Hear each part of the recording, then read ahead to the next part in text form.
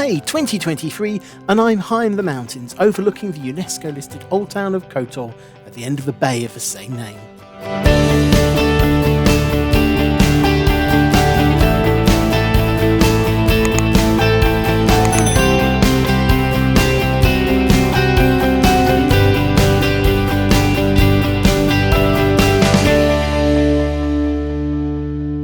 Located at the very end of a long bay off the Adriatic, the city of Kotor is protected on three sides by mountains and the fourth by the bay. The protection of the town's only grown over millennia, with the town first being fortified around 535.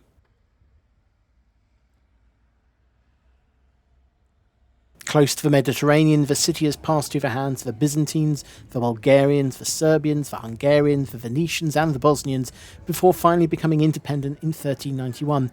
Only shortly after to first align and then submit back to Venetian rule in 1420, looking for protection from the Ottoman Empire.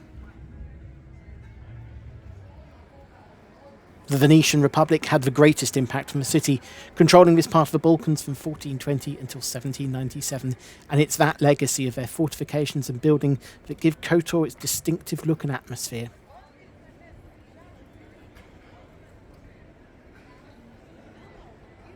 In 1797, the city passed into Habsburg control until falling under Napoleonic rule until 1814, when it passed back into the hands of the Habsburgs, right up until their collapse in 1918, when Kotor, along with the rest of Montenegro, became part of the newly created Kingdom of Yugoslavia.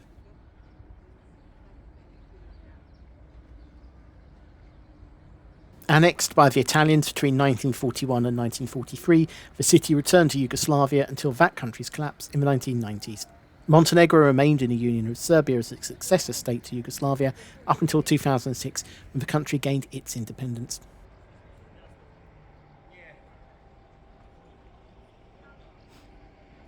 Around the same time, the boom in tourism in the city started, attracted by its World Heritage status that it gained in 1979, with the Old Town, the Fortifications and the Bay of Kotor forming the natural and cultural historic region of Kotor.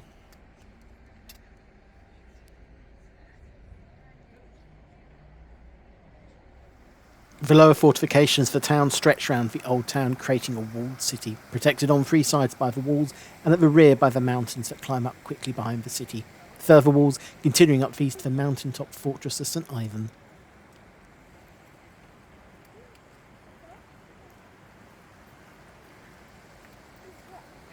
Access into the city is through one of just three gates. The main sea gate looking directly out onto the harbour, with access onto the Square of the Arms.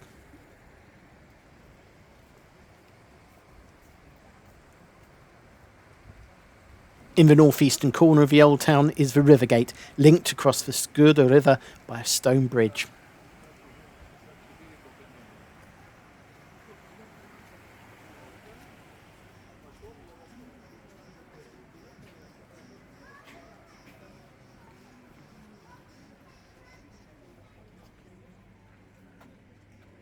At the opposite end of the city is the largest and most complex of the gates, the South or Gurdic Gate, surrounded by its own little moat fed by the Gurdic stream. The gate complex includes a drawbridge and multiple gatehouses to negotiate, making it the most secure of the city gates.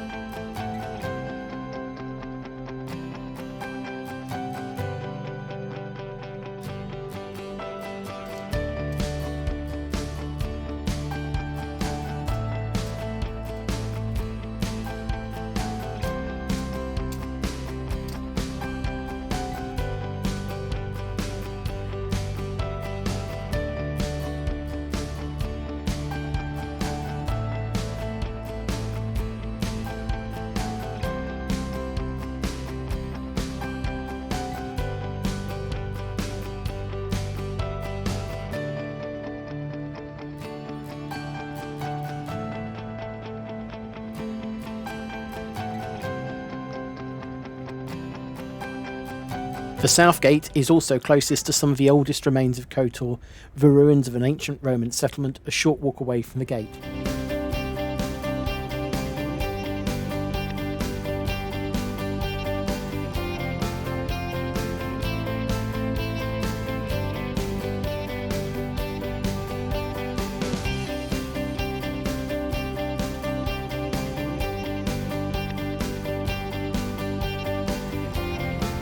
Following the fortifications back round the outside of the city, you eventually reach the Sea Gate again, and perhaps one of the most spectacular entrances into a city.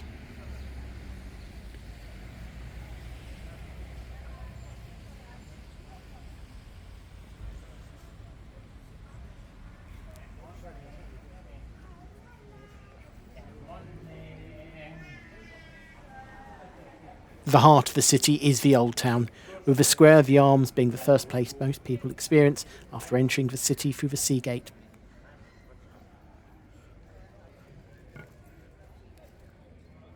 Close behind the Square of the Arms is the city's Roman Catholic Cathedral, the St. Tryphon, one of only 2 Catholic cathedrals in Montenegro.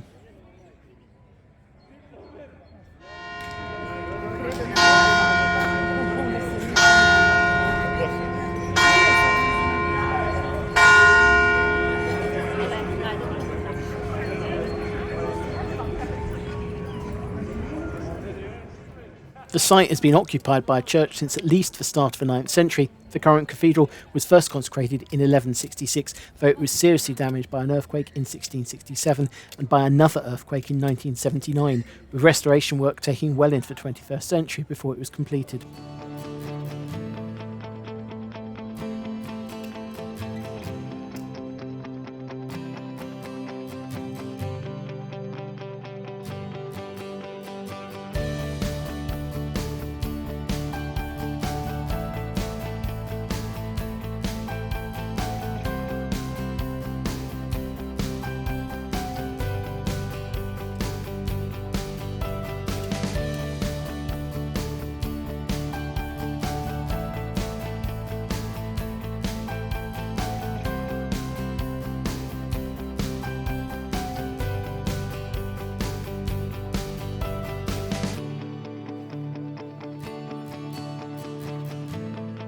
In the floors above the cathedral is a small museum that includes some of the treasures of the cathedral, as well as views down into the cathedral itself.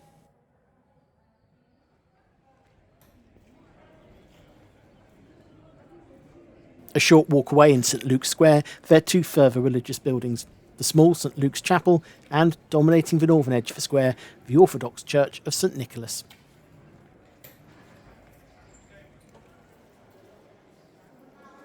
St Nicholas was built between 1902 and 1909 to replace an earlier Serbian Orthodox church, but it existed from 1810 until it burnt down in a fire on Christmas Eve in 1896.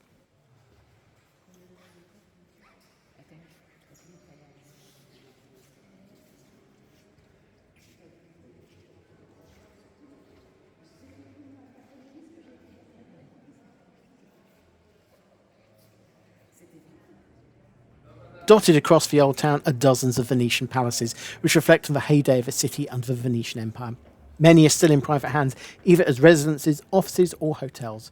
But one, the Gregorina Palace, can be visited as it houses the city's Maritime Museum.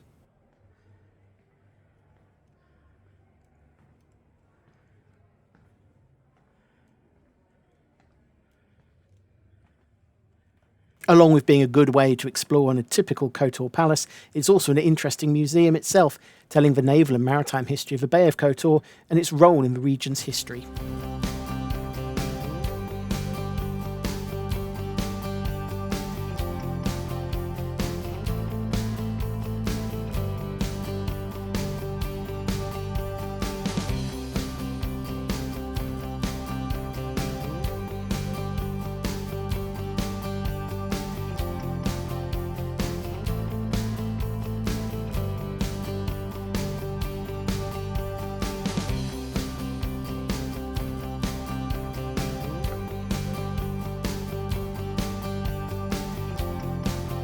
But one of the main sites in the city are the upper fortifications that head up the side of the mountain behind the city, with 2 access points on the eastern side of town, the most well-signed and easiest to use being the access point close to the river gate.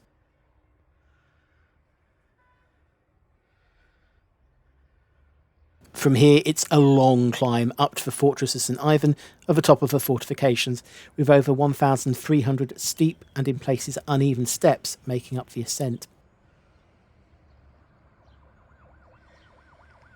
The initial part of the climb is up through a series of short switchbacks, offering a rapid ascent up the side of the hill, punctuated by regular terraces where you can stop, catch your breath and taking the increasingly spectacular views of the city and the bay opening up below you.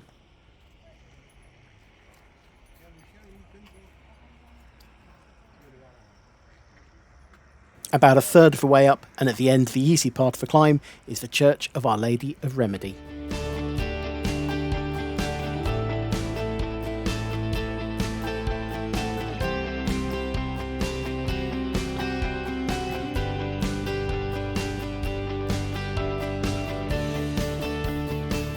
The chapel is open during the day, and it makes for a nice place to take a quick look around and stop before continuing your climb up the mountain.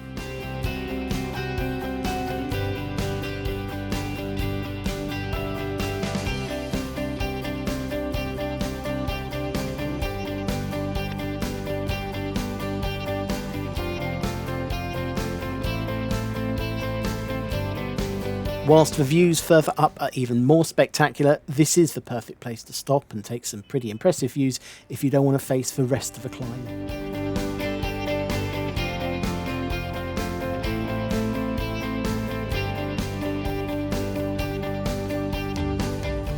As you continue to climb, the fortifications grow from just the wall into larger buildings and complexes, with a final third of the climb being up through the lower bastions and emplacements of the fortress.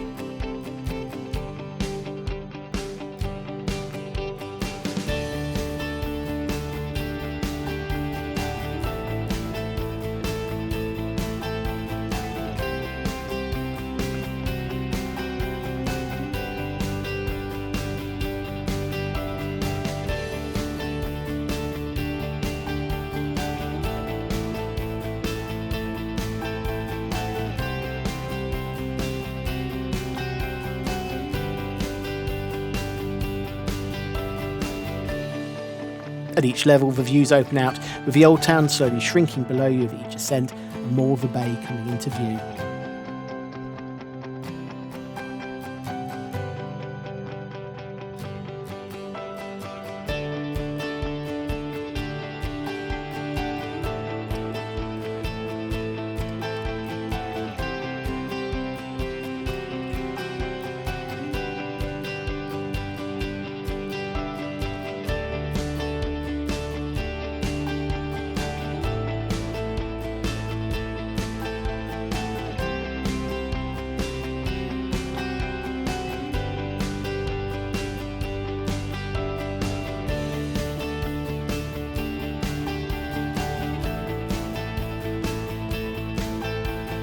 After over an hour's climb and 1,300 steps, you reach the fortress of St. Ivan at the very top of the walls, but not actually at the peak of the mountain.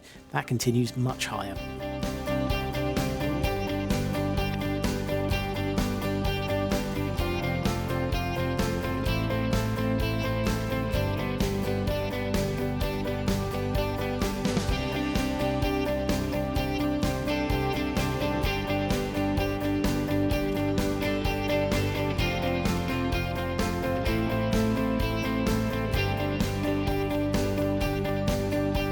Not much of the fabric of the fort remains other than some small internal buildings and outer walls, and from here, slightly set back from the edge of the mountain, the views of the old town of Kotor aren't at best. But the view down the bay of Kotor is at its finest, with the furthest views down the waters.